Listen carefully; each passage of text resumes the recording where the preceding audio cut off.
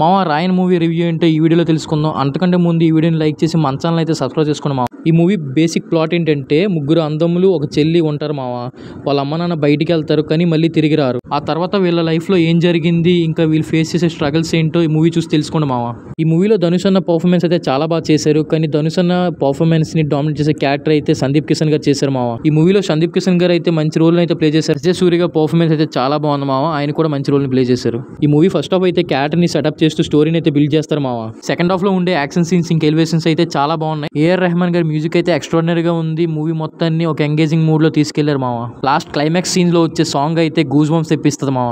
And as a director writer గా ధనుష్ గారు అయితే ఈ మూవీని బాగా హ్యాండిల్ చేశారు మామ. విజువల్స్ ఇంకా ప్రొడక్షన్ వాల్యూస్ అయితే చాలా బాగున్నాయి. ఈ మూవీ చూస్తున్నంత సేపు ఎక్కడ బోర్ అనే ఫీలింగ్ రాలేదు మామ. ఫస్ట్ 15 minutes లో వచ్చే ఫ్లాష్ బ్యాక్ సీన్స్ అయితే ఎక్స్ట్రాడినరీ గా ఉంటాయి. ఈ మూవీలో సిస్టర్ రోల్ లో చేసిన దుస్రా విజయన్ గారి పర్ఫార్మెన్స్ అయితే చాలా బాగా చేశారు. సెకండ్ హాఫ్ లో ఒక సీన్ లో ఈవిడికి ఇచ్చే ఎలివేషన్ లో బీజిఎం అయితే ఎక్స్ట్రాడినరీ గా ఉంటుంది మామ. మెయిన్ గా ఈ మూవీలో కెమెరా వర్క్ అయితే ఎక్స్ట్రాడినరీ గా ఉంది మామ.